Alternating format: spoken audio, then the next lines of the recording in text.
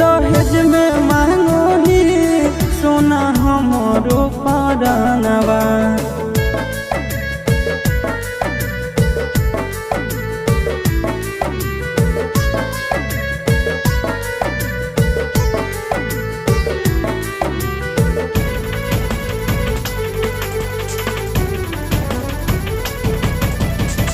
चुप नहीं करो ही यार तोर रोवेगे, इतना दर्द तक साई भी न होवेगे।